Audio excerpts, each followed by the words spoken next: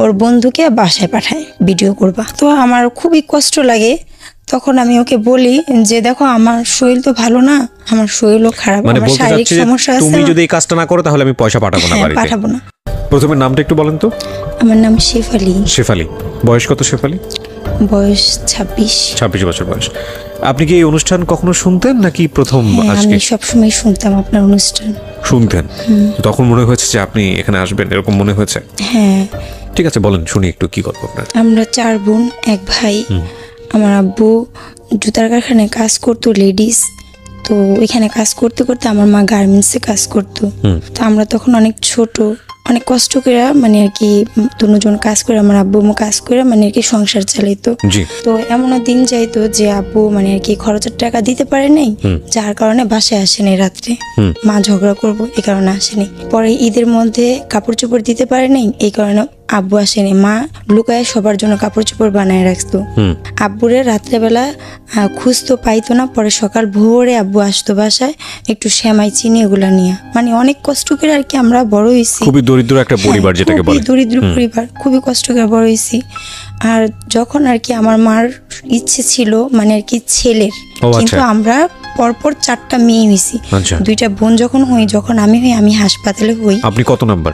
আমি 3 নাম্বার। 3 নম্বরে। আচ্ছা, ঠিক আছে। যখন আমি হই তখন আমার মা মানে মেয়ে কেন হইলো, ঠিক আছে, এতে আমার মা খুবই ক্ষিপ্ত। আমি তখন ট্রেসিন বলে ডাক্তারখানা, সেখানে আমি হই।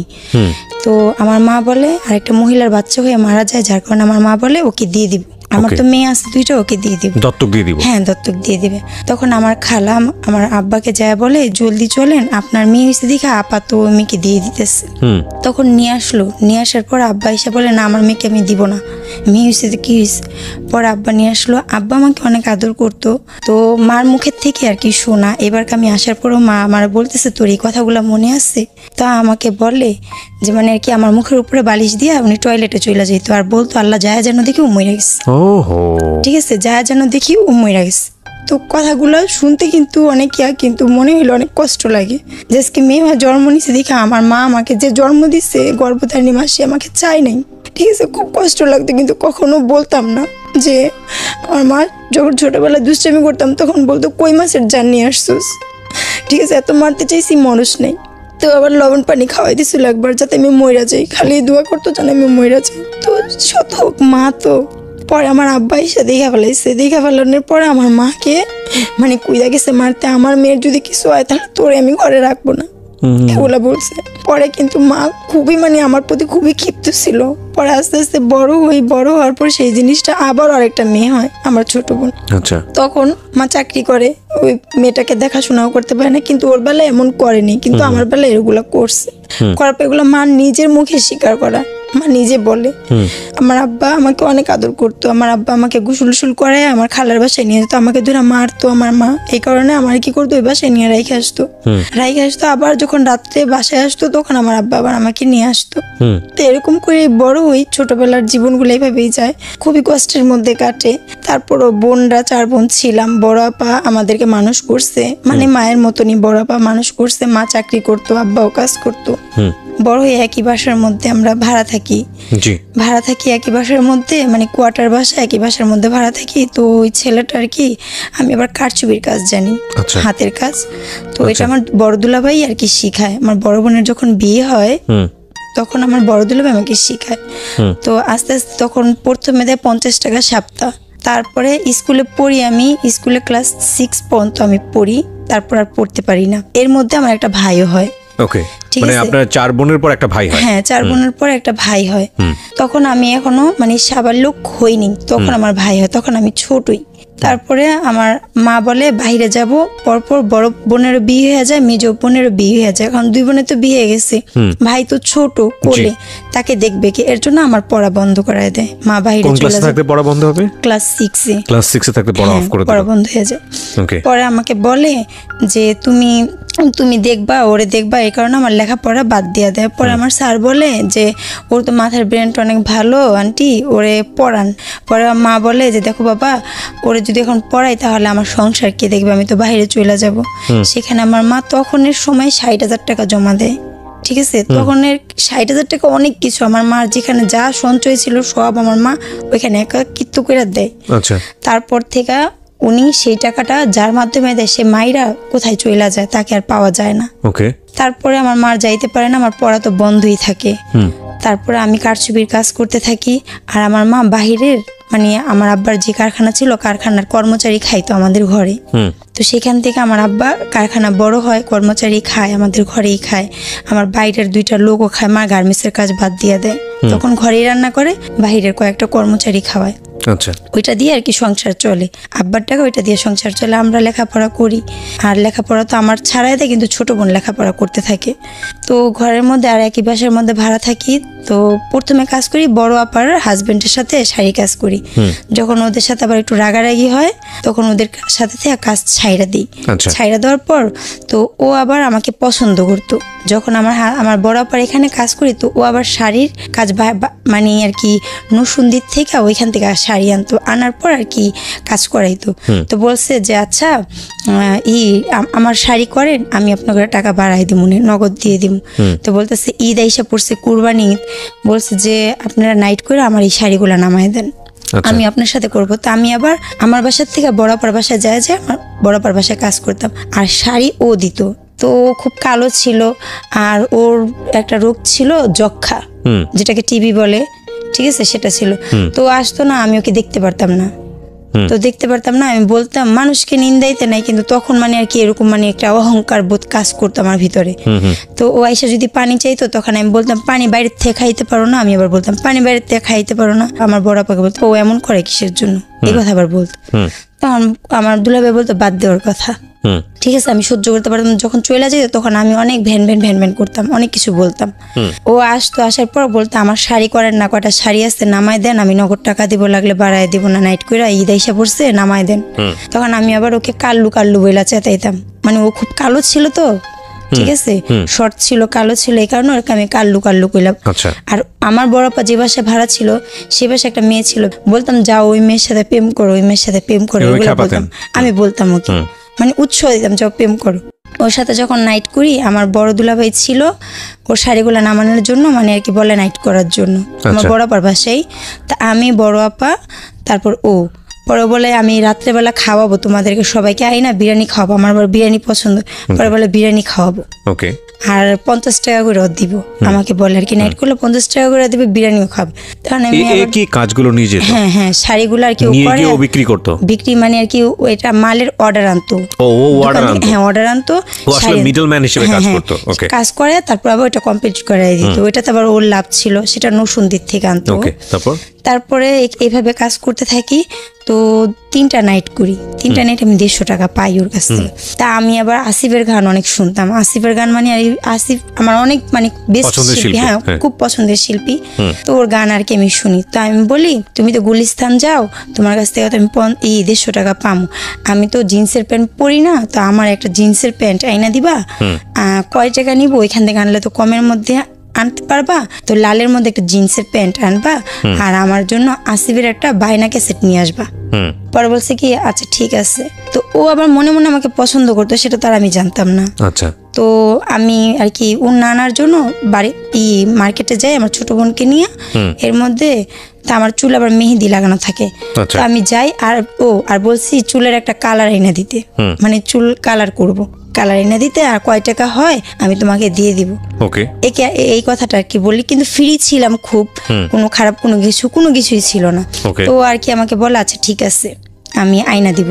তো আমাকে চুলের কালার আয়না দেয় একটা, আর একটা আসিফের পোস্টার, আসিফের গানের ক্যাসেট, জিন্সের প্যান্ট আনে নাও, ঠিক আছে, আর একটা ব্রেসলেট আনে পাথরের, আচ্ছা, একটা খাপের ভিতরে ভরা, আর তার ভিতরে একটা কাগজ বাস করে, ছোট করে বাস করে রাখা একটা কাগজ। তখন আমি আসি, ওটা শপিং ব্যাগের মধ্যে পিন মারা, তখন সবগুলো ঢুকে আর কি পিন মেরা থুইছে। তো এখন আমি আসি মার্কেট থেকে আসার পর মা বলতেছে তো আনছে, ওই দেখ শোকেসের উপরে থুয়ে গেছে। আমি এবার খোলার পর আমি কি ওরে আমি প্যান্ট আনতে বলছি, ও প্যান্ট আনে নেই গা, ও কি নিয়ে আসছে এগুলা, ছবি পোস্টার আনছে, ক্যাসেট আনছে, আর কালার আনছে, আর কি আনছে। পরে ওইটা খোলার পরে ওইটার ভিতরে পয়রা দেখি চিঠি, একটা চিঠির ভিতরে লেখা আছে শেফালি তোমাকে আমার ভালো লাগে তাই এত কিছু দেয়া। আচ্ছা। আমার তো মাথা খারাপ হয়েছে, তুই কি আমি কি, তুই আমার পছন্দ করস? মানে আপনি চিন্তাই করেন না? আমি চিন্তাই করিনি, আমার তো মাথা খারাপ হয়ে গেছে। কারণ আমি উন্না আনতে গেছি জামার সাথে ম্যাচিং করে, উন্না আর কি ম্যাচ হয়নি। আমি তো রাগে ফায়ার। পরে আমি বলতেছি ও আসুক, ওর খবর আসছে, ওর এত বড় সাহস। মা কয় কি হয়েছে? আমি কি ও আমার এগুলো লিখছি, ওর এত বড় সাহস, ও আসুক খালি, আমি ও আসলে বলবা বসতে, আমি আসতেছি। ওকে। মার্কেট থেকে উন্নাটা ম্যাচিং করে আনার জন্য আবার গেছি মার্কেটে, মানে এগুলা দেখে আমি আবার গেছি মার্কেট। কিন্তু আমার রাগ খুব। তো ও আয়শা বলতেছে মাকে, মা বলছে তুই কি কি লেখছোস, কি চিঠি দিছোস? ও তো একদম পুরা ফায়ার হয়ে গেছে, খুব রাগ। এগুলো আর কি মা বলছে। পরে বলছে খালা আমি তো লেখাপড়া পারি না, আমার বন্ধুকে আমি বলছি ঈদের একটা শুভেচ্ছা দিতে, আমার বন্ধু মনে এগুলা লেখা দিছে দুষ্টামি করে, মানে এটা বলে আর কি কথা কাটাই নিল। তো কথা কাটাই নেওয়ার পরে তো আমি আসলাম। আসার পরে কিন্তু আমার মনের ভিতরে একটা মানে আর কি সন্দেহ জাগলো যে ও এরকম কেন বললো। ঠিক আছে, নিশ্চয়ই কোনো কারণ হবে, মানে একটা হাব ভঙ্গিমা দেখলে একটা বোঝা যায় না। তারপরে দিয়া যাক, এখন আমি আর কি বললাম মাকে, যাচ্ছে ঠিক আছে যাক, ওর সাথে আমি আর কথা বলবো না, ওর সাথে আমি আর কোনো কথা বলিনি, মানে রাগ আমি খুব। এখন না আমার একটা বান্ধবীর ভাই বলতেছে আপু আপনি তো প্রেম করেন না, একটা ছেলের সাথে কথা বলা দেখেন, যদি ভালো লাগে তাহলে আর কি রিলেশন করবেন। তখন আমি কারো কোনো রিলেশনের মধ্যে জড়াইনি।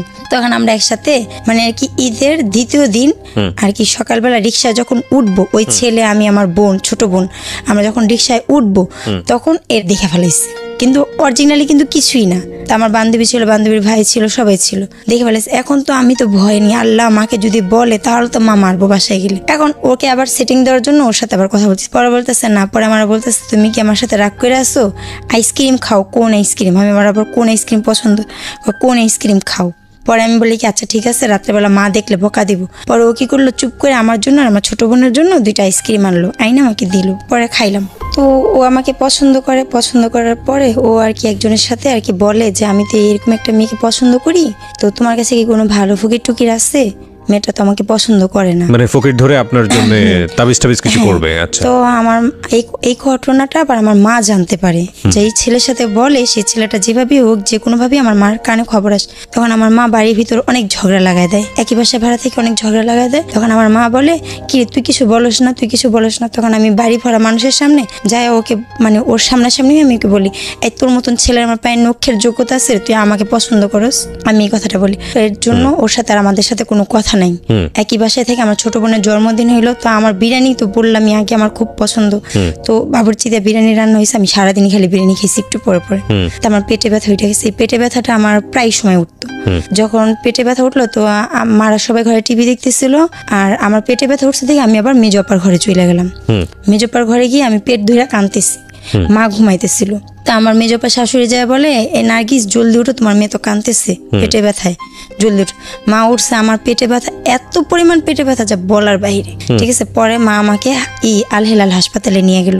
জেনারেল হাসপাতালে নিয়ে যাওয়ার পরে ওইখানে তারা আমাকে দেখলো, দেখার পর ইঞ্জেকশন দিল, পরে ব্যথা কমলো, ঘুমের ইঞ্জেকশন দিল আবার। তখন ওইখান থেকে নিয়ে আসলো, আর এর পিছনে ও আবার গেছে। পরে বলতেছে খালা টাকা লাগবে, টাকা লাগলে আমার থেকে নেন, আমার কাছে টাকা আছে, টাকা নেন। পরে বলতেছে না টাকা লাগবে না। পরে মানে আর কি আমি আমার নিয়ে এই হাসপাতাল বাসায় নিয়ে আসলো। নিয়ে আসার পরে মানে আর কি যখন ইঞ্জেকশনের সব পাওয়ারটা চলে গেলো, আবার পেটে ব্যথা। এই পেটে ব্যথা করতে করতে পরে মানে আর কি আমি 12 দিন মানে ঘরের ভিতরে রেখে আমাকে 5 দিন ট্রিটমেন্ট দেয়, আমাকে ইঞ্জেকশন দেয়, ঘুমের ইঞ্জেকশন, যেটাকে নেশার ইঞ্জেকশন বলে। তো আমার মামা এসে বলে তুই তো এইভাবে করে মেয়েটাকে মাইরা ফেলাবি। যখন ইঞ্জেকশনটা আমার স্যালাইনের ভিতরে পুশ হয়, তখন আমার পুরা হাত মানে জইলা পুরা ছাড়খাড় হয়ে যায়। ঠিক আছে, তখন বলতেছে মেয়েকে তুই ইঞ্জেকশন দিয়ে মাইরা ফেলাবি।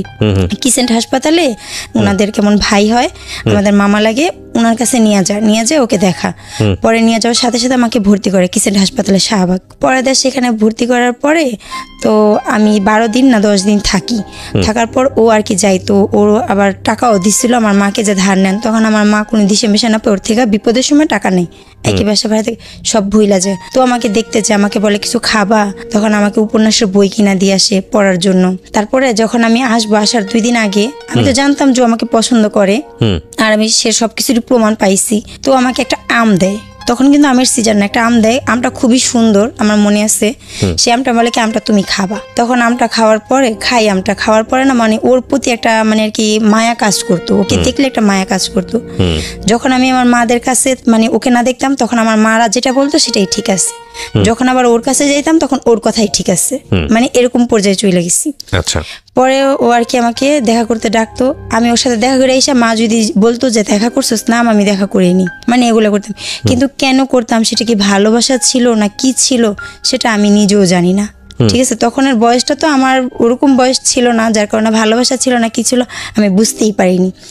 যাক, পরে আমার মা এখান থেকে আমার জন্য ছেলে দেখতেছে, ছেলে এসে দেখে গেছে, তো পছন্দ হয়েছে। পছন্দ হওয়ার পর আর এইখান থেকে মানে আর কি ও আমাকে বলে চলো শিপা আমরা চলে যাই, তোমার জন্য তো ছেলে দেখতেছে, চলো আমরা চলে যাই। আমি অসম্ভব, কখনোই না, আমি যাব না, আমি গেলে আমার বড় আপা এইভাবে বিয়ে করছে, আমি যদি এভাবে বিয়ে করি তাহলে আমার মা অনেক কষ্ট পাবে, আমি ওকে আবার বলছি। পরে ও বলছে আমার কাছে 10,000 টাকা আছে, চলো চলে যাই। তখন আমি ওকে না করছি ডাইরেক্ট, যে আমি যাব না, যদি আমার মা বাবাকে তুমি মানে আমাকে নিতে পারো তাহলে আমি যাব, তার আগে আমি কখনোই তোমার সাথে যাব না, আর এমন কোনো কিছু করবো না, এ কথা আমি ওকে বলি। যখন আমাকে ছেলে দেখা যায় তখন আমার মানে আর কি আব্বা বলে যে ও তো এরকম ডিস্টার্ব করতেছে, ওকে একটা শিক্ষা দিতে হবে। তো কালকে তখন র্যাব নতুন নামছে, অনেক কড়া, র্যাব এরিয়া অনেক কড়া। তখন বলছে আমার আব্বা বলছে যে আব্বার একটা বন্ধু ছিল যে দোকানে মাল দিত, তো বলতেছে যে মামা কালকে যদি র্যাব আসে তাহলে তুমি শুধু বলবা ও তোমার উন্না ধীরা টান দিচ্ছে, এ কথা আর কি আমার আব্বা আমাকে বলতে বলছে। তখন আমি বললাম যে ওর টাকায় ওর সংসার চলে, ওর বাবা তো খরচপাতি দেয় না, খোঁজখবর নেয় না, আজকে যদি আমি এই কথাটা বলি তাহলে ওর সংসার কিভাবে চলবে, সংসার বন্ধ হয়ে যাবে, তো একজনের এই ক্ষতিটা করা তো ঠিক না। তখন আমি আবার আব্বাকে বললাম আব্বা এই জিনিস করব, তখন ও তো পরবর্তীতে আমার ক্ষতি করতে পারে। তখন আমার আব্বা বলে যে তোমার এত কিছু চিন্তা করা লাগবে না, ও যখন আসবে তখন তুমি বিয়ে হয়ে অনেক দূরে চলে যাবা। আব্বা আমার এই কথা বলে। তখন আমি বললাম আব্বা যে খুঁজা বের করার সে মাটির নিচের থেকে খুঁজা বের করবে। তখন আব্বা আমাকে ধমক দেয়। তা আমি চাইতেছিলাম না যে কারো কোনো ক্ষতি করি, কেননা কারো ক্ষতি করে কেউ তো কখনো ভালো থাকতে পারে না, এই জিনিস সব অনেক আগের থেকে আমার ভিতরে জিনিসগুলো কাজ করতো। তখন আমি ভাবলাম যে যেখানে আমার বিয়ে ঠিক করছে আমি সেই দেশে চলে যাই, আমার খালার বাড়িতে। অথচ আমি রাস্তাঘাট কিছু চিনি না, শুধু জানি ভৈরব যেতে হবো, ওইখান থেকে আর লঞ্চে কইরা আমার খালার বাড়িতে যাব, মানে এটাই আর কি জানতাম। তো আমি আবার 200 টাকা আমার এখান থেকে আমি চুরি করি, যার সাথে আমার বিয়ে ঠিক করছে তাকে আমার খালার বাড়িতে যে আমার খালাকে বলবো যে আমাকে বিয়ে দিয়ে দেন এইখানেই। কিন্তু আমার অরিজিনালি এমন কোনো কিছুই ছিল না যে আমি ওর সাথে পালা যাবো, আমি শুধু ওকে বাঁচাইতে চাইছি।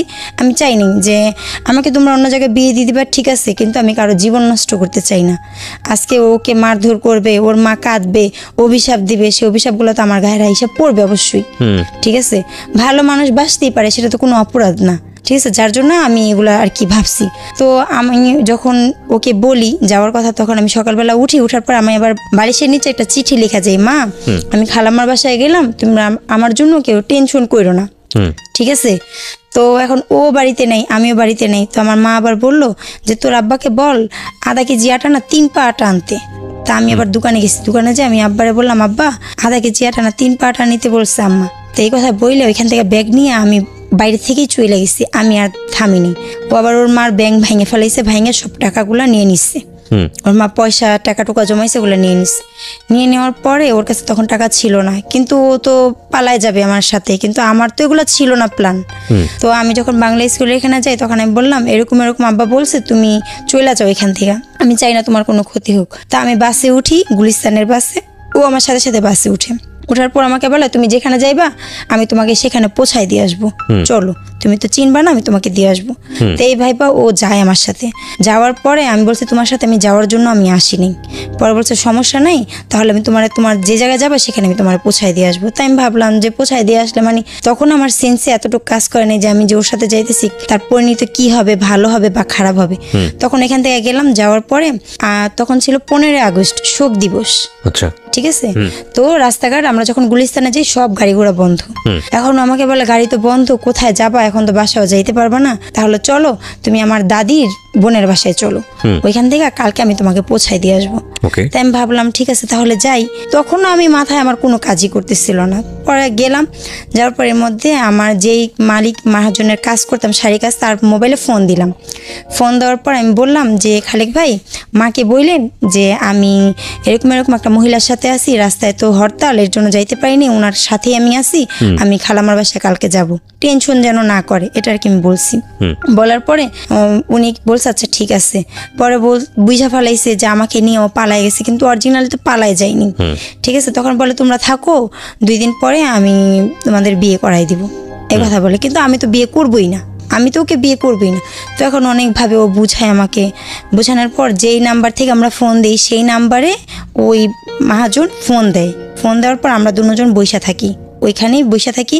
বসে থাকার পরে জিজ্ঞাসা করে এখানে কি একটা মেয়ে আছে, মেয়েটার গায়ের রং এরকম, মেয়েটার চুলগুলা লাল। তখন আমি বলি বইলেন না, কিন্তু লোক বইলা দেয়। পরে ওইখান থেকে আমার দুলাভাইরা সবাই আর কি জিজ্ঞাসা করে এটা কোন জায়গা, কোন দেশ, জায়গার নাম জিজ্ঞাসা করে। ওইখান থেকে আমাকে নিয়ে রিটার্ন ব্যাক করে। না বিয়ে করতে পারিনি। পরে ওইখান থেকে আসার পর ঢাকা আসি। হ্যাঁ, ঢাকায় আবার চলে আসি। ওর বাড়ি হলো শরীয়তপুর, ঠিক আছে। আমাকে নিয়ে শরীয়তপুর চলে যায়। শরীয়তপুরের থেকে আমাকে নিয়ে আবার ঢাকা চলে আসে। ঢাকা আসার পর ওর চাচার বাসায় যায়। ওর চাচার মানে ওর চাচিও অনেক উল্টাপাল্টা কথা বলে, তুমি কি ও কি দেখছো, হ্যান তেন অনেক কথা বলে। তখন আমি অনেক কাঁদার পর ও আবার ওইখান থেকে যেই ভাই মানে আর কি মিথ্যা কথা বললে আর কি করে তার কাছে যাই। এখন সে বলে শিপা এখানে থাইকো না 1 মিনিটও, এখানে থাকলে অনেক সমস্যা হবে, তোমার মারা পুলিশ আনছে এই সে অনেক ভয় দেখায়। যার কারণে ওইখান থেকে উনি যদি তখনও বলতো যে শিপা আমি তো বুঝতে পারিনি, ঝামেলা হইতেছে, তুমি চইলা যাও বাসায়, বিয়ে যেহেতু হয়নি চইলা যাও বাসায়, তাহলে আমি চইলা যেতাম। আমি তো ভয় পেতেছি, কারণ আমার বয়সটা তখন কম, আমি অতটা ভালোভাবে বুঝতাম না। কত বছর বয়স তখন? তখন আমার 13 বছর বয়স। 13 বছর বয়স, ওকে, ঠিক আছে। তা আমি ভয়ে নাই, পরে মানে আর কি 13 তো খালি পড়ছি আমি, ঠিক আছে, তখনের কথা। তখন আমি চইলা যাই ওইখান থেকে। ও আমাকে মুন্সিগঞ্জে নিয়ে যায়, ওর ফুপুর বাড়ি। ফুপুর বাড়িতে যাই, যাওয়ার পর ওর ফুপুরা রাখার পর আমি যাই 15 তারিখে, আমার বিয়ে হয় 28 তারিখে। এতদিন পর্যন্ত ওর ফুপুর বাড়িতে আমি থাকি। মানে শেষ পর্যন্ত আপনি রাজি হলেন নাকি বিয়ে করতে? হ্যাঁ, পরে আমাকে বলে দেখো এখন তুমি যদি যাও, আমি খালি বলতাম আমি বাসায় যাব, আমি বাসায় যাব। তখন আমাকে বলে যে তুমি যখন বাড়িতে যাও, যে মাথা উঁচা করে তুমি দাঁড়াইতা, তোমার সাথে তোমার কিছু হয়নি, মানুষ তো তোমার খারাপ বলবে, বলবে তোমার সাথে আমার অনেক কিছু হয়েছে, অরিজিনালি তো কিছু হয়নি। তখন আমি চিন্তা করলাম ঠিকই তো বলছে। আর আমি আমার ভাইকে অনেক ভালোবাসতাম, আমার মাকেও আমি অনেক ভালোবাসতাম।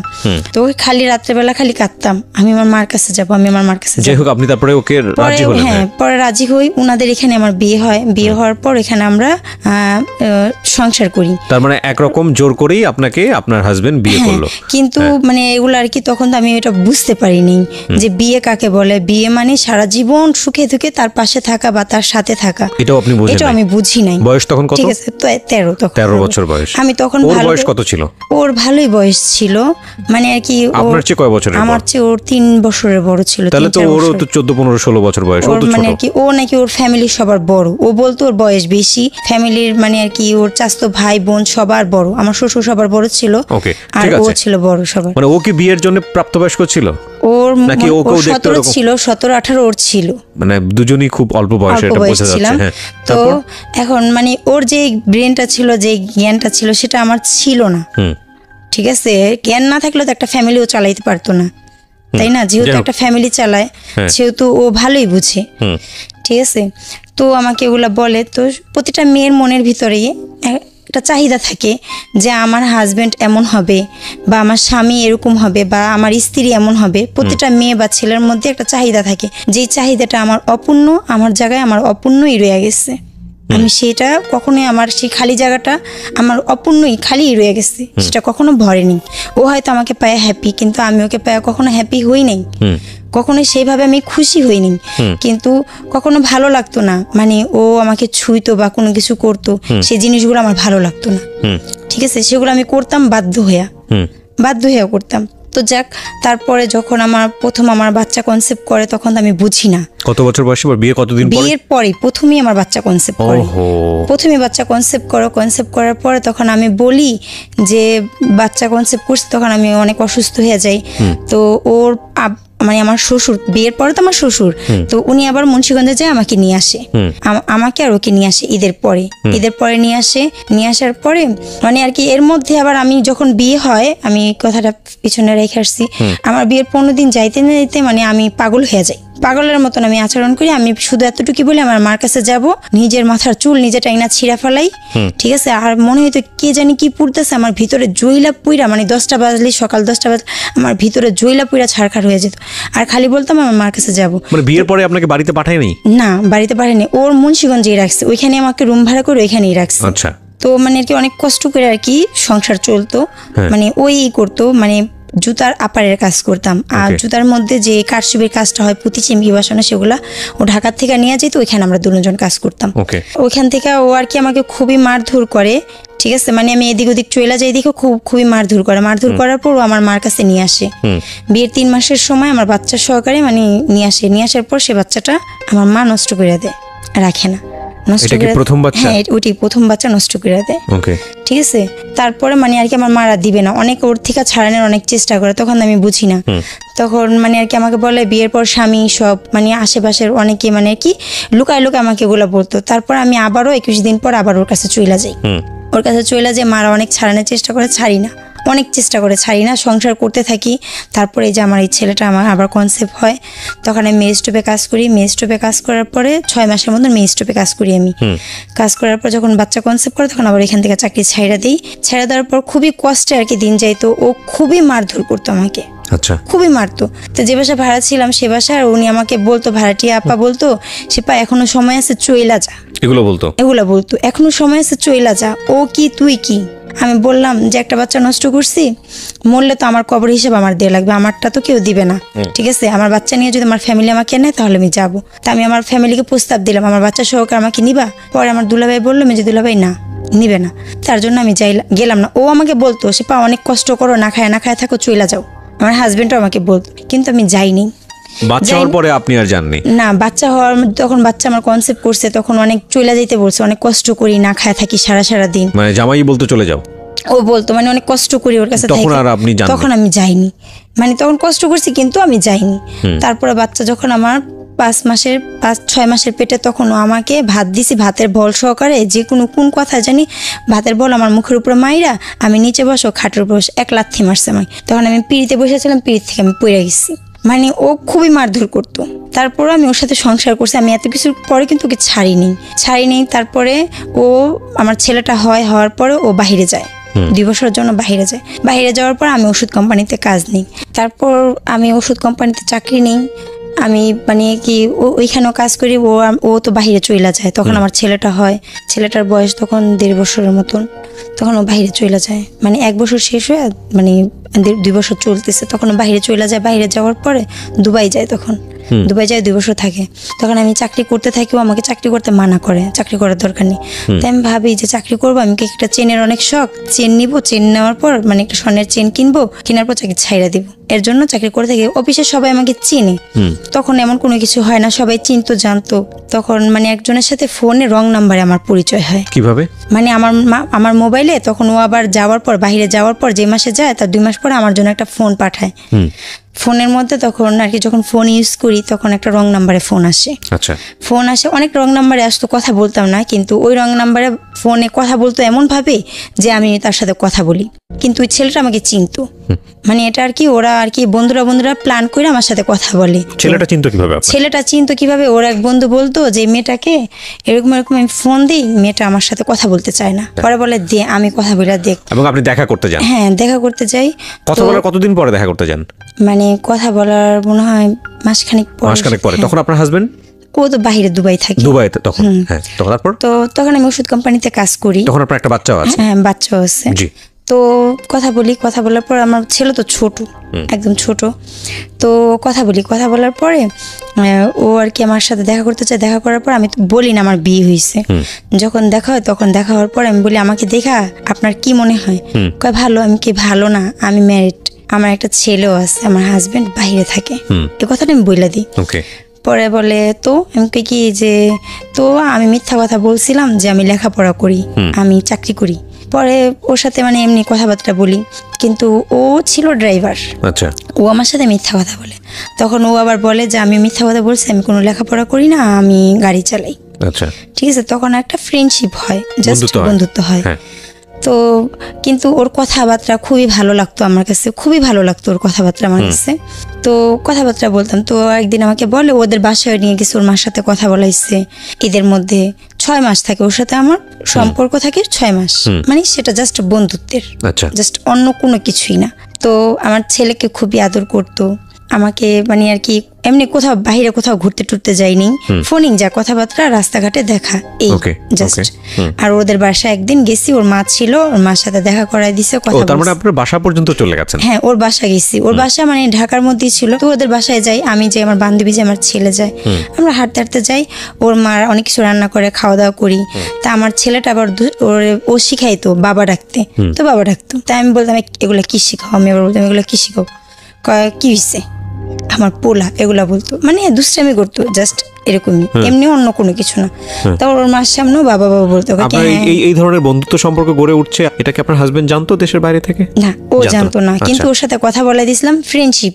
ও বাংলাদেশে যখন আসে তখন ওর সাথে কথা বলে দিয়েছিলাম যে আমি রং নাম্বার, আমার সাথে একজনের সাথে ফ্রেন্ডশিপ হয়, কথা বলো। আচ্ছা। আর আমার হাজবেন্ড আমাকে যেটা সবচেয়ে বড় কথা হলো সময় দিত না। ভালো মন্দ একটা সুখ দুঃখের কথা কার সাথে বলে, তার স্বামীর সাথেই তো বলে। তখন আপনার বয়সও অনেক অল্প, 14 বছর 13-14 বছর বয়স। তখন আমার সাথে কথাও বলতো না ভালো করে, মানে আর কি ফোন দিত, দিয়া জিজ্ঞাসা করতো খাওয়া দাওয়া করছো, ভালো আছো, ছেলে কি করে, ভালো আছে, বা শেষ, এই আর কোনো কিছু না।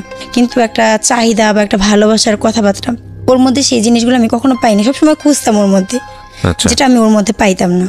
তো মানে আর কি তারপর ও আমার থেকে দেখতে মানে বলে না মানানসই নাই, একদম মানে বেমানান, আপনার সাথে যায় না, একদম যায় না।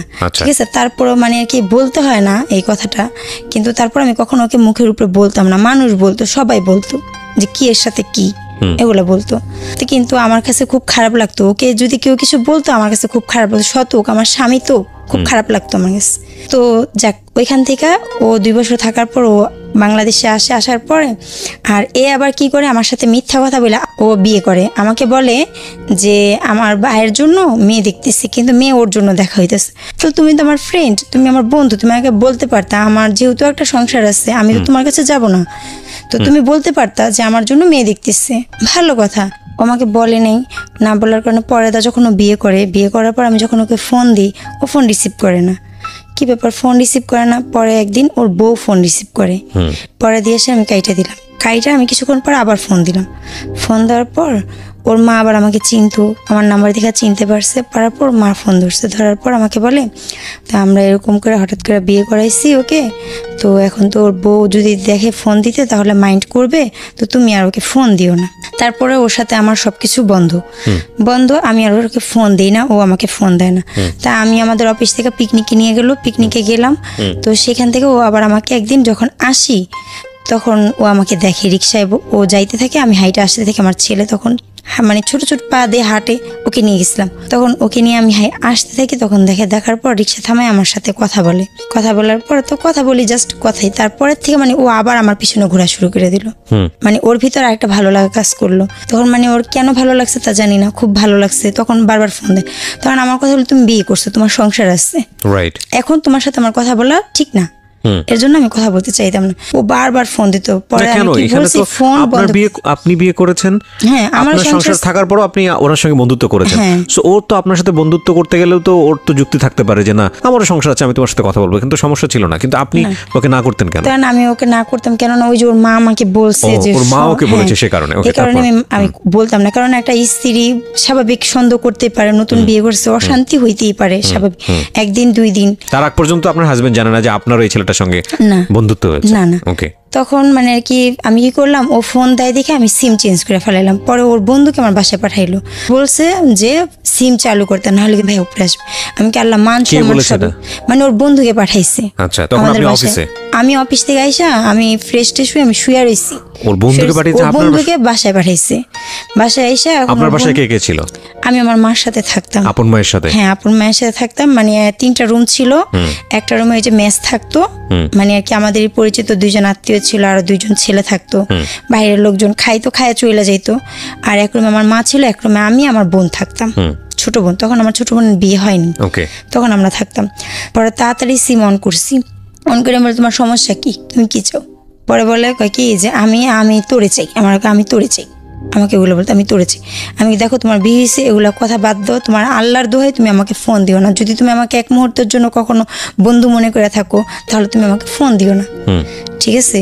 তুমি তো আমার সাথে বেইমানি করছো, তুমি বিয়ে করছো, তুমি আমাকে বলতে পারতা। ও আর কি আমাকে আর কি ওইখান থেকে ওর সাথে আমার শেষ হয়ে যায়। শেষ হয়ে যাওয়ার পর আমাকে ফোন টোন দেয় না।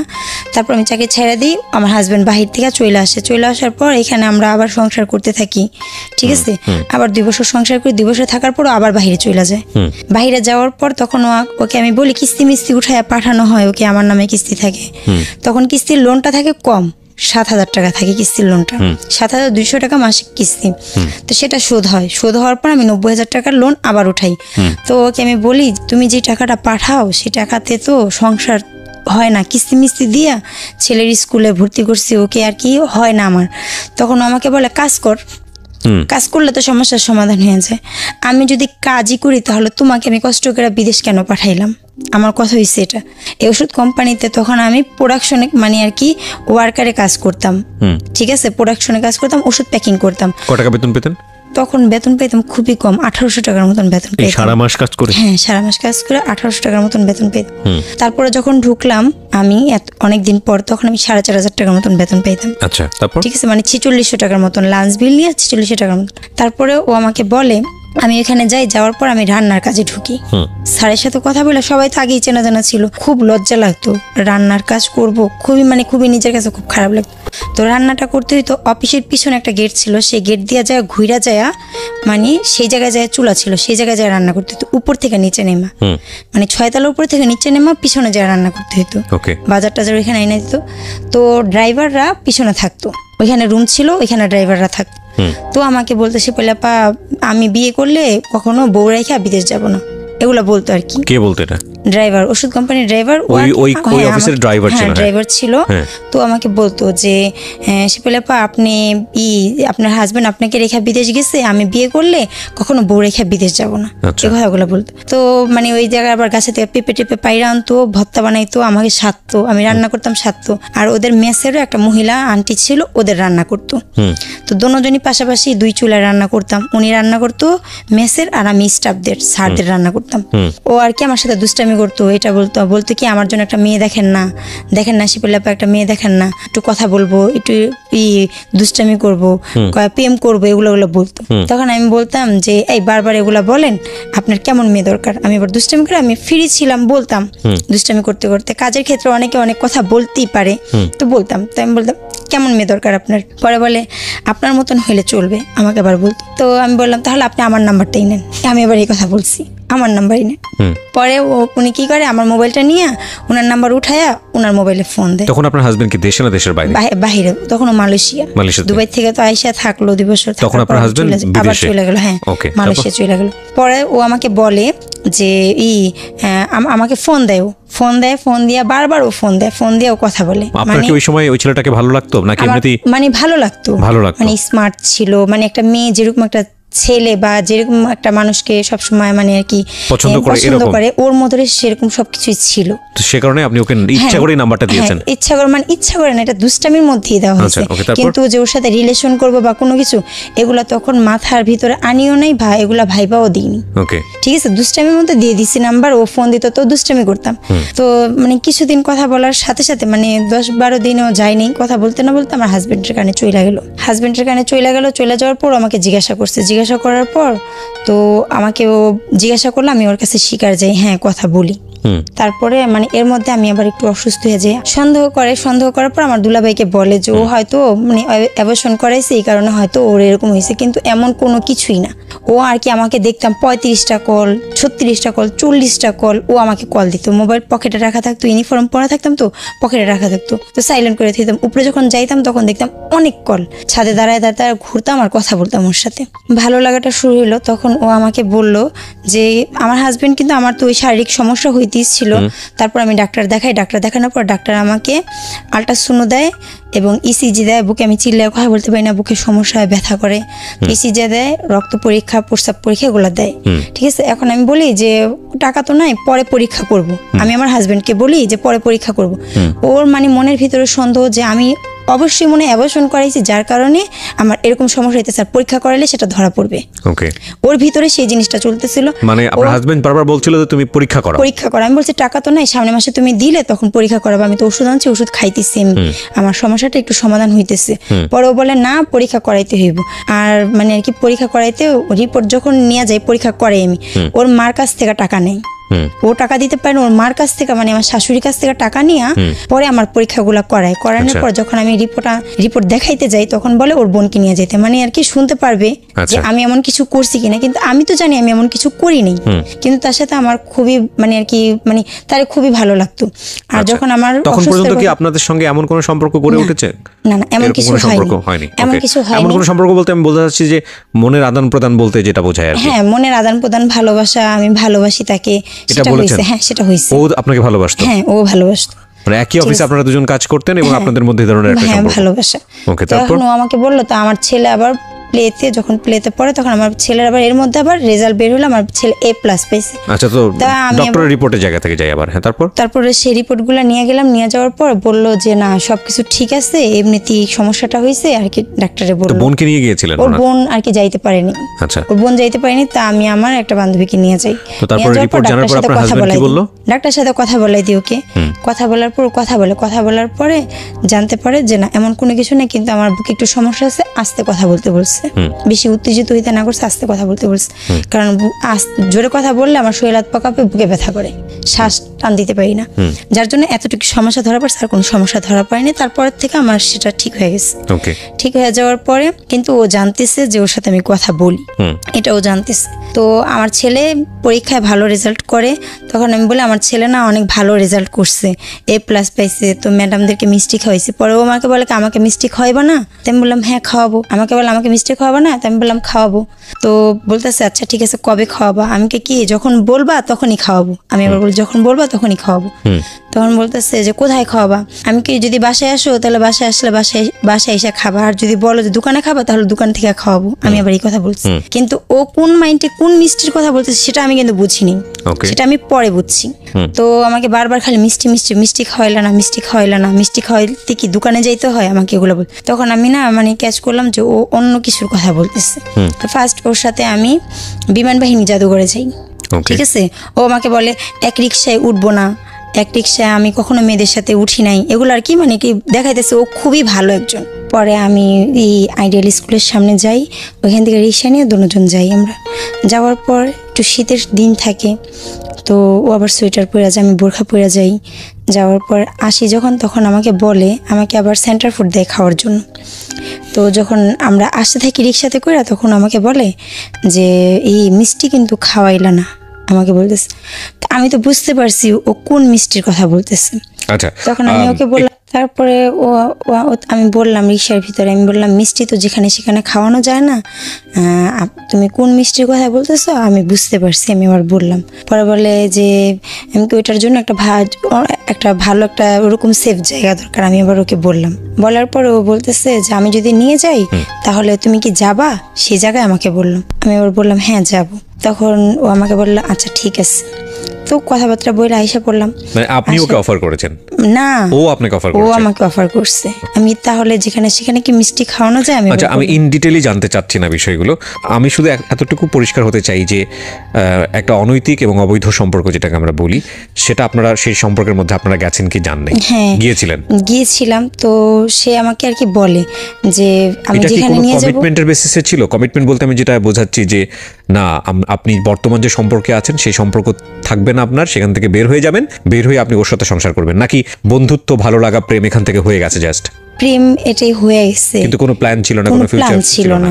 ঠিক আছে, কিন্তু আমার যখন ওর সাথে ফিজিক্যালি সম্পর্ক হয় তখন আমার মধ্যে একটা কাজ করতেছিল যে আমি ওকে পাইতে চাই সারা জীবনের জন্য। যেহেতু আমি ওইখান থেকে আমি আসছি আর ওর ভালোবাসা পাইছি, এটাকে আমি হারাবো না, এটা যেভাবে হোক এটাকে আমি চাই। ঠিক আছে, তো আমি শুধু ওর পিছনেই ছুটছি, অন্য কোনো কিছুর কথা চিন্তাও করিনি, মাথায় নিইনি যে কি হবে, আমার সংসার আছে বা কিছু। তখন শুধু ওর কথাই চিন্তা করছি 24 ঘন্টা। করতো না, তখন আমাকে খারাপ কথা বলতো। হ্যাঁ, তখন আমাকে খারাপ কথা বলতো, মানে আর কি খুবই বাজে বাজে ধরনের কথা বলতো, মানে এত খারাপ কথা বলতো যেটা আমি ভাষায় প্রকাশ করতে পারবো না। আর ওর মানে আমি তো আমি ওকে ভালোবাসছি, যাই করছি আমি ওকে ভালোবাসা করছি। আর এটা আমি জানি। আর আমি আমার ভালোবাসাটাকে, হ্যাঁ আমি এটা অবৈধ সম্পর্ক, যেটা আমার করা উচিত হয়নি, আমি একটা সংসারে থেকে এটা করছি, এটা খুবই খারাপ, কিন্তু আমি ওকে ভালোবাসছি। আমার মন থেকে আমি ওকে ভালোবাসছি। আমি যেরকম সবসময় মনে মনে খুঁজতাম একজনকে, চাইতাম একজনকে, ও সেরকমই একজন। এর জন্য আমি ওকে ভালোবাসছি। আর এমন কোনো সম্পর্কের সাথে আমি কোনোদিনও জড়াইনি। ঠিক আছে, যার কারণে আমি ওকে ছাড়তে পারিনি, যে ওর সাথে আমার এরকম একটা সম্পর্ক হয়ে গেছে, আমি এখন আর ওকে ছাড়তে পারবো না। আমি তো একজনের আমানত আমি ধরে রাখতে পারিনি, আমি তার আমানত খেয়ানত করছি। আমি এখন তার কাছে যাবো কি নিয়ে? আমি তার কাছে, হ্যাঁ আমার মনের কথা, আমি তার কাছে আর যাবো না ফেরত। ঠিক আছে, আমি এখন যাই হইব আমি ওকে চাই, কিন্তু ও কখনো বিয়ের কথাটা আমাকে বলতো না। ছেলেটা কখনো আপনাকে বিয়ের কথা বলতো না? ও বলতো এটা অসম্ভব, এটা কি হইব, কখন এটা হইব না। ঠিক আছে, কিন্তু ও আমার সাথে সেই সম্পর্ক ও আমার সাথে বজায় রাখছে, কিন্তু ও আবার বলে এরকম বিয়ে হবে না, এটা বলতো সবসময়, কিন্তু সম্পর্ক চালিয়ে যেতেছে। এবং আমার হাজবেন্ড যে টাকা পয়সা দিত, সেখান থেকে আমি ওকে কাপড় চোপড়, ওর যাবতীয়, ওর মাকে কাপড় চোপড়, ওর বোনকে কাপড় চোপড়, ভাগনাকে কাপড় চোপড়, মানে এভরিথিং সব আমি ওকে দিতাম। মানে আপনার জামাই যে টাকা পয়সাগুলো পাঠাতো বিদেশ থেকে, সেগুলো আপনি ওকে দিতেন? হ্যাঁ, আর ওর থেকে নিতাম এইভাবে কইরা কইরা আমি নিতাম। নেওয়ার পরে আর ও আর কি আমাকে, তারপরে যখন ও আর কি সবকিছু জানতে পারলো যে আমি এখনো চালাই যাইতেছি আর টাকা পয়সা মানে আর কি ওর থেকে নিতেছি, অনেকভাবে আমি অনেক কৌশলে ওর থেকে টাকা পয়সা নিতেছি, নিয়ে নিয়ে আমি ওকে দিতেছি, ওর ফ্যামিলিকে দিতেছি, ওকে দিতেছি, ওর জন্য ভালো ভালো খাবার 8 আইটেম 10 আইটেম খাবার রান্না করে ওকে দিতেছি, দিয়ে পাঠাইতেছি। এতটাই ভালোবেসে ফেলেছে? হ্যাঁ এতটাই, মানে ও তো গাড়ি চালাইতো, মানে আর কি খুব ভালো ভালো খাবার রান্না করে আমি ওর জন্য পাঠাইতাম। তারপরে ও আবার সেই খাবারগুলো খাইতো, খাওয়ার পরেও আবার যখন ওর প্রয়োজন পড়তো আবার আমাকে বলতো যে এটা রান্না করে দিবা, রান্না করে দিবা। ও আমাকে বলতো, ওরও তো মিনিমাম রকমের একটা সম্মান বোধ থাকা উচিত, মানে আত্মসম্মান বলে একটা ব্যাপার আছে মানুষের। কেন বলছি, ও তো একটা জিনিস খুব ভালোভাবে বুঝতো যে আপনাকে বিয়ে করবে না, তার মানে এই সম্পর্কে ও জড়াচ্ছে। তাও নয় বুঝলাম যেখানে নৈতিকতার সমস্যা আছে, কিন্তু বিদেশ থেকে একটা লোক কষ্ট করে টাকা পাঠাচ্ছে, আপনি একজনের হাউস ওয়াইফ, সেই টাকায় সে খাচ্ছে, নিজের মায়ের জন্য নিয়ে যাচ্ছে, আবার মানে মানুষের বিবেকবোধ নেমে গেলে আসলে যা হয় আর কি।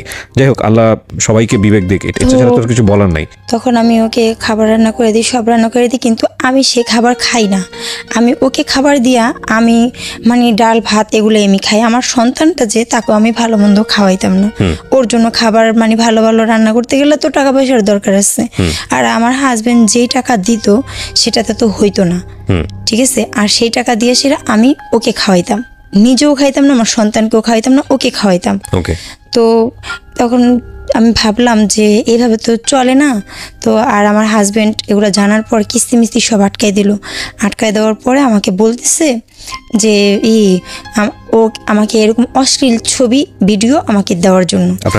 হ্যাঁ, তখন আমার আবার খুব রাগ ছিল, মানে আমার জিদ ছোটবেলা থেকে আমার অনেক জিদ। কারণ আমি কি করলাম, জিদ করে আমি আবার ওকে বললাম, তখন বলতেছে খবরদার ভুলও দিও না।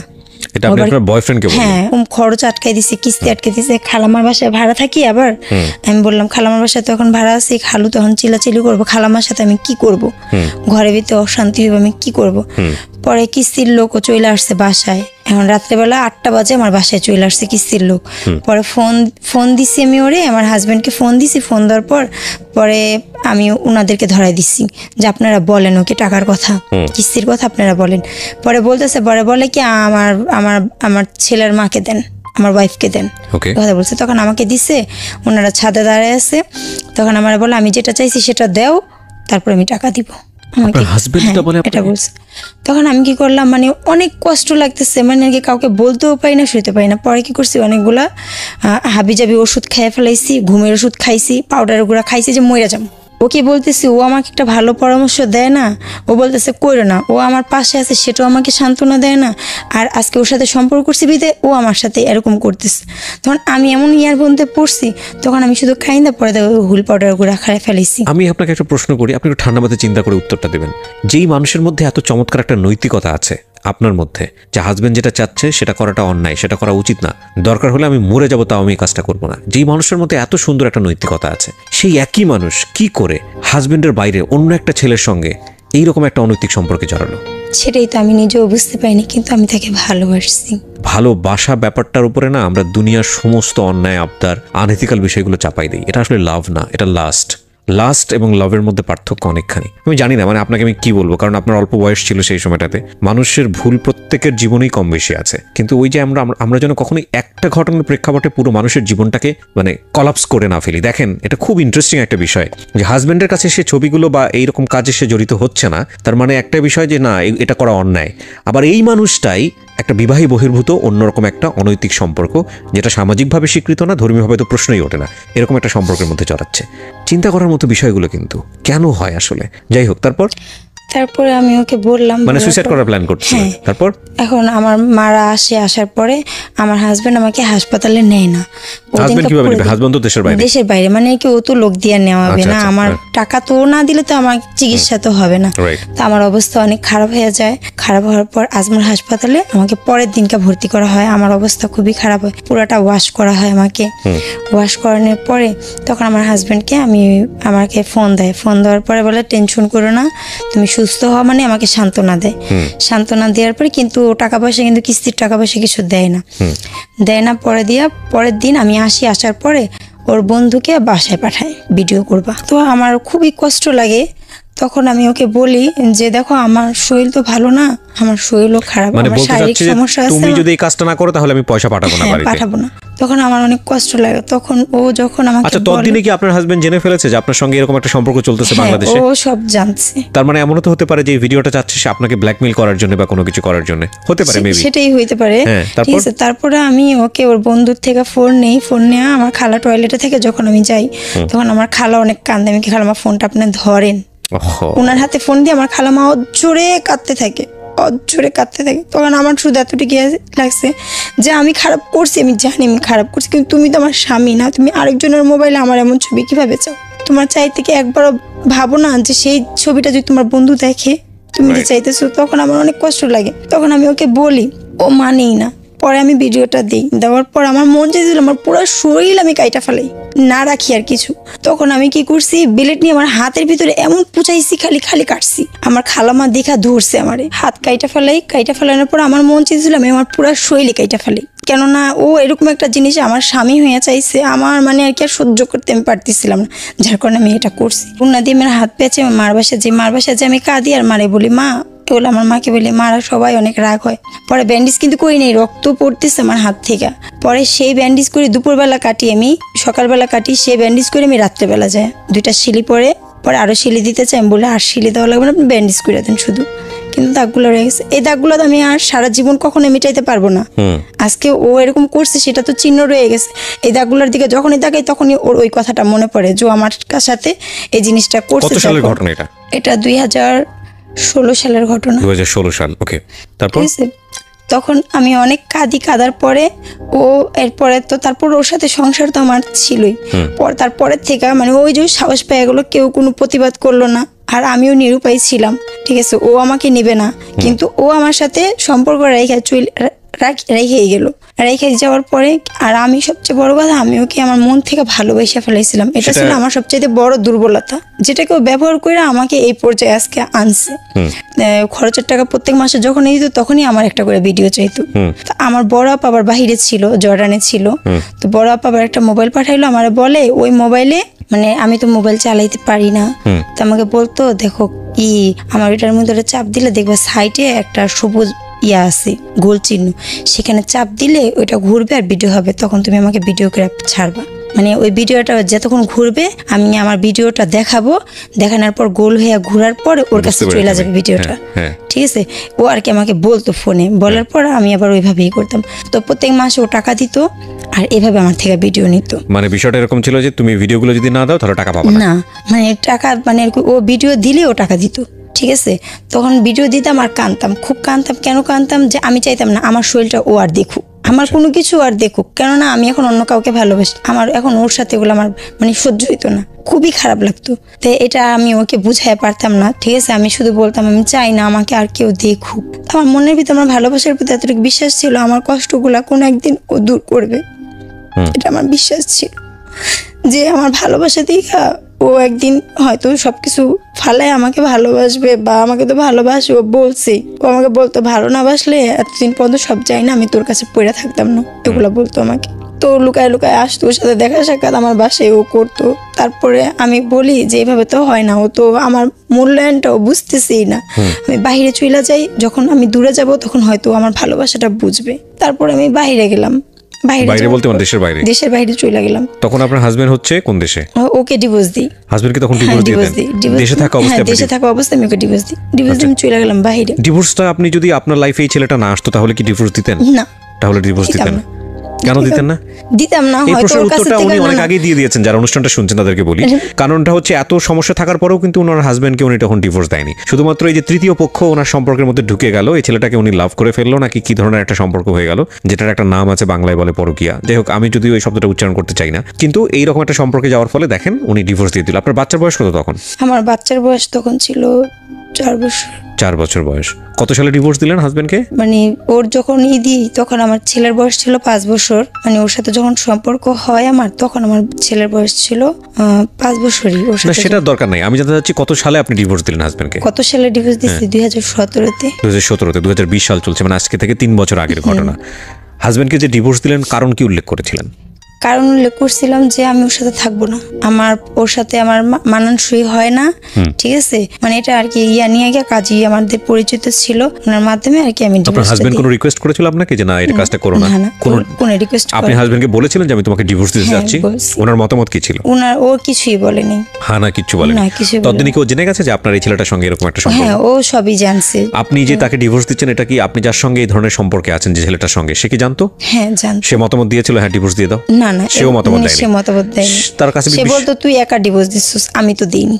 দেখেন, সেই কথা বলতো। তো আপনি ডিভোর্স তাকে কেন দিলেন? ঠিক আছে, আমি ডিভোর্স দিলাম, ওকে আমি বিয়ে করব। ও বিয়ের জন্য আপনাকে আগে থেকেই বলে আসছে যে আমি বিয়ে করবে না বলছে না। তো আমার কথা হলো গিয়া যে আমি এখন যদি ওর আমার প্রতি যে টানটা ছিল, যে ভালোবাসাটা ছিল, আমার বিশ্বাস ছিল ও আমাকে বিয়ে করবে। ডিভোর্স দিলে বিয়ে করবে? হ্যাঁ, বিয়ে করবে। তো আমার একটা সম্পর্কের থেকে আমি একটা সম্পর্কে থাইকে আরেকটা সম্পর্কে জড়াইছি, এখন সেই সম্পর্কটা আমি ক্লিয়ার না করে তোর কাছে আমি যাইতে পারবো না। এই জন্য আপনার মনে হয়েছে আমি ডিভোর্সটা দিয়ে দিই। তো আমি ওকে ডিভোর্স দিয়ে দিই। আর ও আমাকে মানে আমার একটা জিদ ছিল যে তুমি আমার স্বামী, আমি বলছি আমার যা আছে সব তো তোমারই, তাহলে তুমি কেন আমার সাথে এরকম ভিডিও নিতেছো, তুমি বাংলাদেশে আসো, সব তোমার। আমি এগুলা বলতাম, কিন্তু ও মানতে রাজি ছিল না। তখন মনের ভিতরে একটা জিদ কাজ করলো যে দরকার নেই, আমি প্রয়োজনে আমি একা থাকবো, তারপর তোমার ভাত আমি খাবো না, ঠিক আছে, আমি তোমার সাথে সংসারও করবো না। এই কারণে আমি সব জিনিসপত্র, আমার সাজানো গোছানো সব সংসার, আমি সব তছনছ করে আমি চলে গেলাম। ডিভোর্স দিলেন? ডিভোর্স দিলাম, আমি চলে গেলাম বাইরে যাওয়ার পরে কিছুদিন, মানে আর কি। ছেলে কোথায় তখন? ছেলে আমার মার কাছে রেখে আপনি চলে গেলেন কোন দেশে? জর্ডানে গিয়ে আপনি কি কাজ করা শুরু করলেন? গার্মেন্টসে কাজ করলেন। তারপর তো ও যাওয়ার পর ভাবছি ওর সাথে মনে হয় সম্পর্কটা থাকবে বা থাকবে না, এটা আর কি ভাবতাম।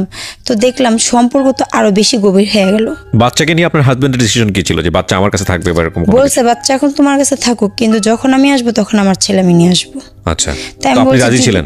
তা আমি বলছি যদি আমার ছেলে তোমার কাছে যাইতে চায়, কোর্টে যদি তুমি যাও, যদি আমার ছেলে যাইতে চায় তাহলে তুমি নিয়ে যাবে, সমস্যা নেই, কিন্তু আমার ছেলে তো যাবে না। আচ্ছা, যাই হোক। তারপর পরে আমি চলে গেলাম। চলে যাওয়ার পরে ও আর কি করলো, ওর সাথে সম্পর্কটা আরো বেশি গভীর হলো।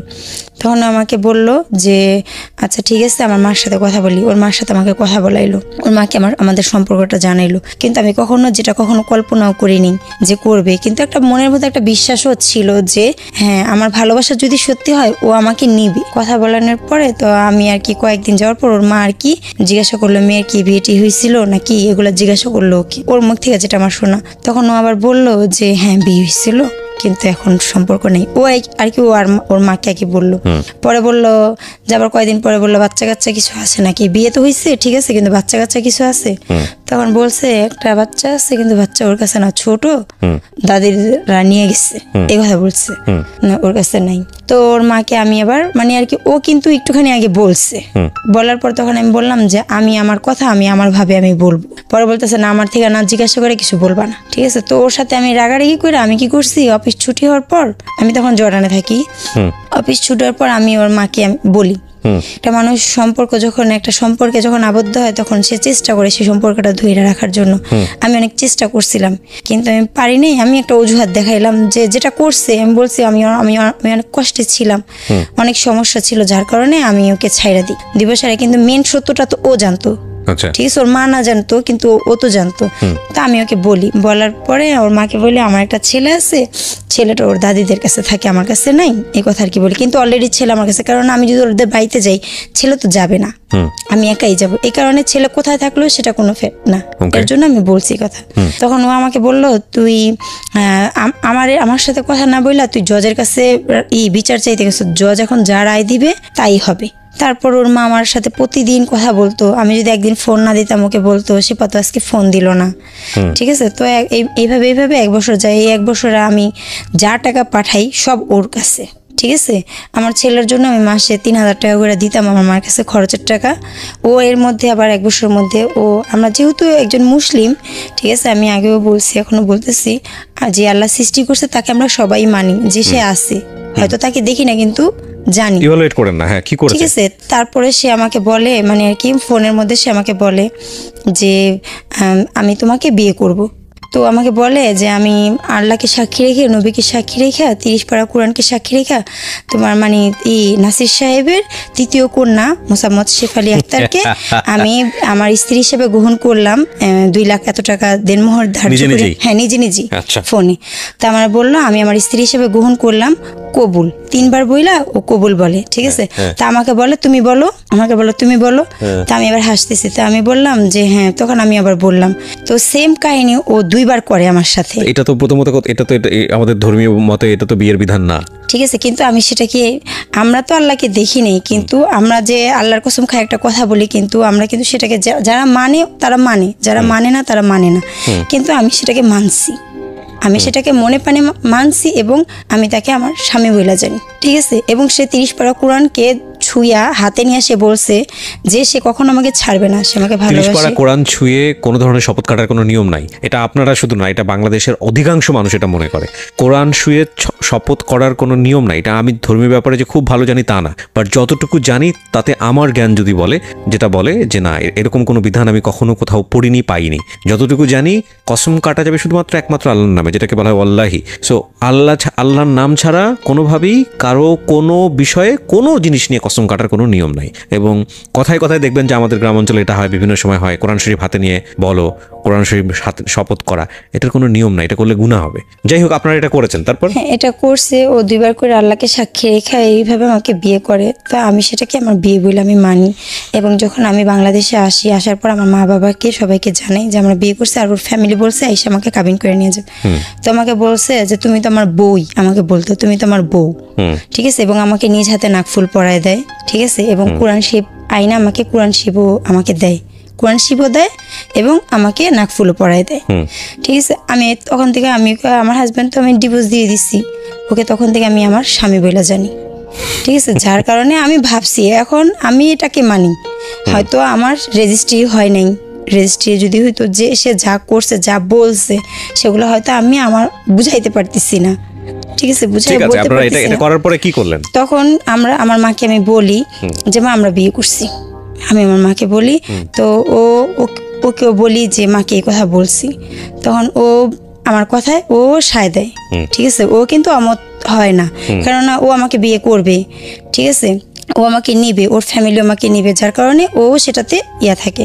তখন আমরা ওইখানে আমার ছোট বোনের তো বিয়ে হয়ে যায়, ছোট বোনের হাজবেন্ড আর আমরা একসাথে ভাড়া নিই, একটা ফ্ল্যাট ভাড়া নিই। তখন আমরা সেখানে সংসার করি, আমার ছেলেও থাকে। সংসার করেন আপনারা এই বিয়ের উপর বিশ্বাস করে? এই বিয়ের উপরই করে আমরা সংসার করি, মানে সবকে জানাই শোনায়? হ্যাঁ, সবাইকে জানাই শোনায়। আপনারা কাগজে কলমে লিখিতভাবে বিয়ে করলেন? এটাই তো ও আমাকে কি বলছে, ও আমাকে বলছে শিপা সব তো হয়ে গেছে, শুধু রেজিস্ট্রিটা হয়নি, রেজিস্ট্রি করলেই হয়ে যাবে। কিন্তু এখন আবার ও সরকারি চাকরির জন্য করতেছে, আবেদন করছে, ঠিক আছে। রেজিস্ট্রি করলে হয়ে যাবে, কিন্তু সরকারের খাতায় যদি নাম কোনোভাবে জায়গা আর তদন্ত করলে যদি ধরা পড়ে আমার চাকরি থাকবে না, আমার চাকরি আমি নিতে পারবো না।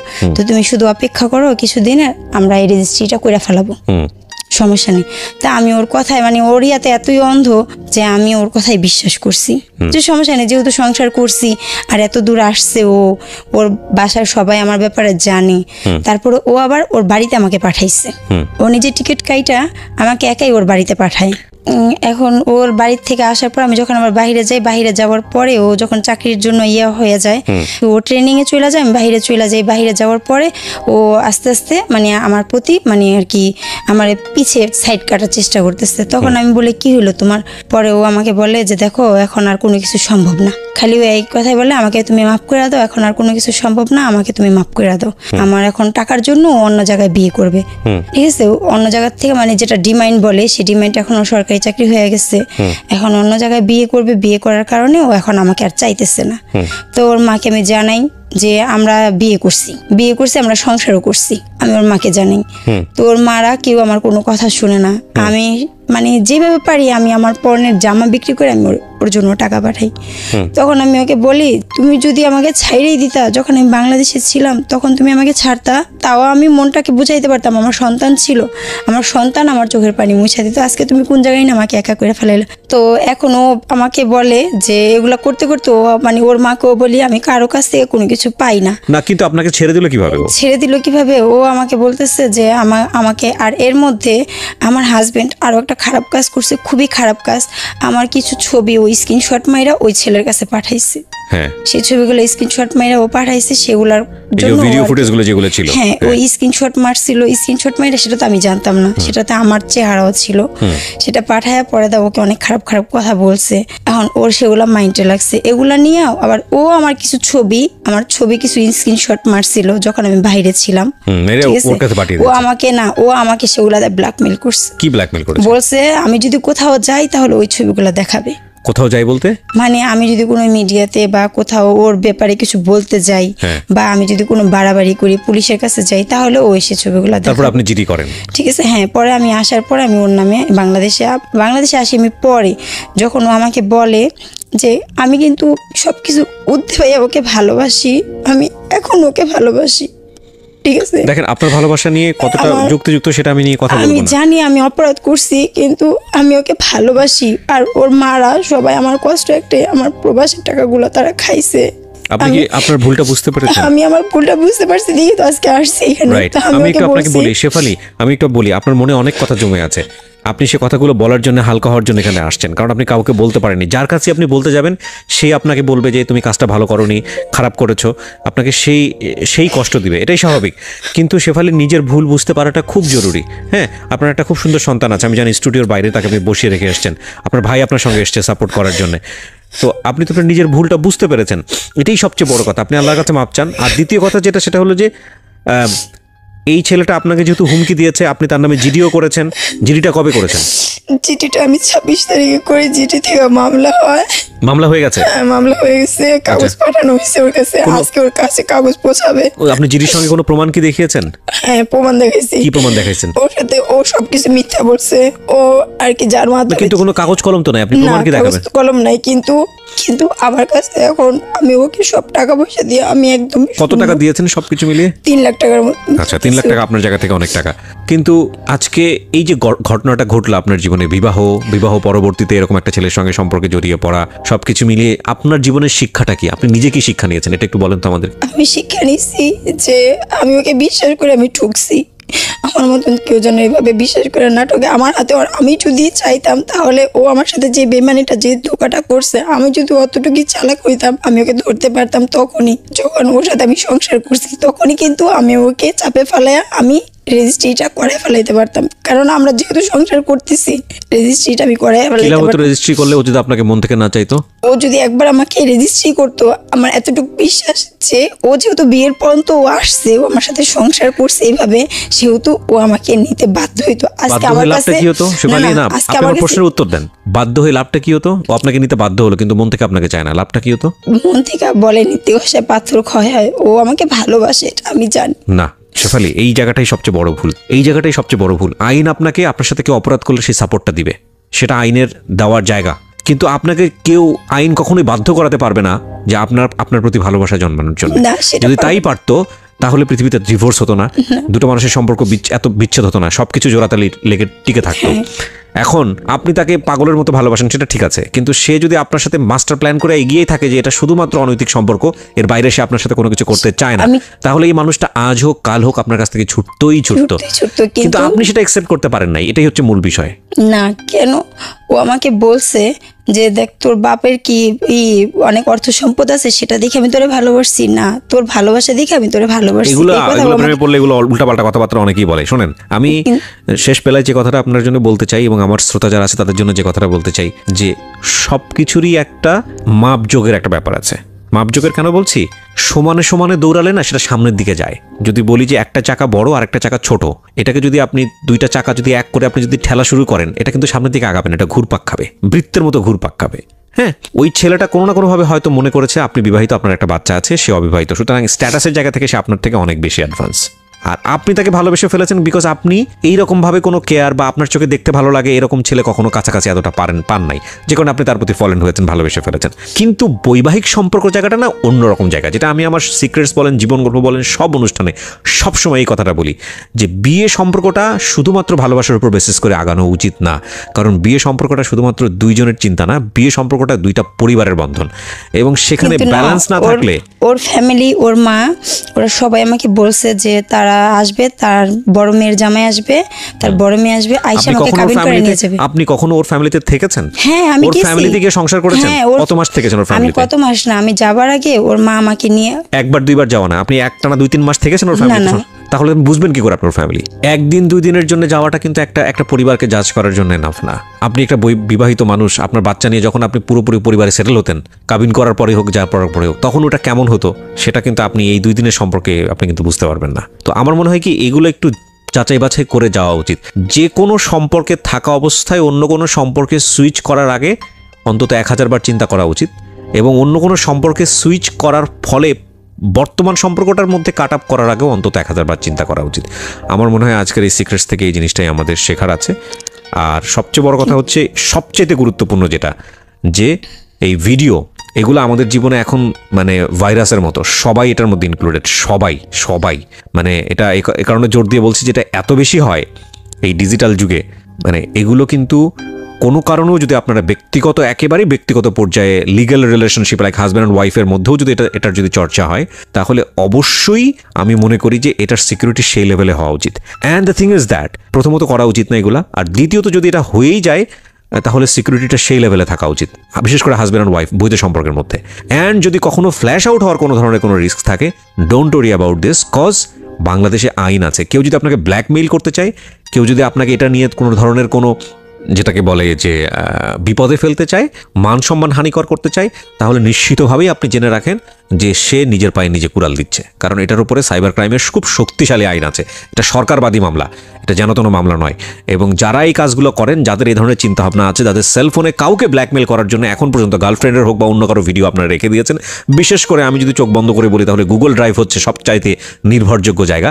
যারা রেখেছেন তাদেরকে বলি, মানে আপনার জন্য আগ্নেয়গিরি আপনি নিজে তৈরি করে রেখেছেন, এবং এই আগ্নেয়গিরিতে পড়ে যে আপনি কখন পুড়ে যাবেন আপনি নিশ্চিতভাবেই জানেন না। সুতরাং এই ধরনের কাজ আপনি করেন না। আর সবচেয়ে বড় কথা হচ্ছে, উপরওয়ালা কিন্তু সবসময় সব কিছু দেখছেন। হ্যাঁ, ভুল করলে তিনি ক্ষমা করে দেবেন, সেজন্য পৃথিবী এখনো টিকে আছে। সো আমার মনে হয় এই এপিসোডটা শুনে যদি কেউ এখান থেকে বের হয়ে আসতে পারি, আমরা এই বোনটার দিকে আঙ্গুল না তুলি, আমরা যদি বের হয়ে আসতে পারি, এইসব এথিক্সের জায়গাগুলো একটু হলেও যদি চর্চা করি, ইনক্লুডিং মি, আমি সহ, তাহলে আমার মনে হয় যে একটা বেটার ফিউচার পাওয়া সম্ভব। আপনাকে আমি ধন্যবাদ জানাই যে আপনি এখানে আসছেন। আপনি অকপটে মানুষের কাছে নিজের গোপন বিষয়গুলো বলেছেন, যাতে করে আপনার মতো কেউ ভুল না করে। সেজন্য আপনাকে আমি স্যালুট জানাই। আপনার কথা শুনে যদি ভাইয়া ওর একটা সঠিক যে শাস্তি সেটা ও পাক, সেটার জন্য আপনি চেষ্টা করেছেন এবং চেষ্টা করে যাচ্ছেন, আইনি প্রক্রিয়া আপনি এগোচ্ছেন। Thank you so much. আপনি এখানে আসছেন এবং আপনি মামলা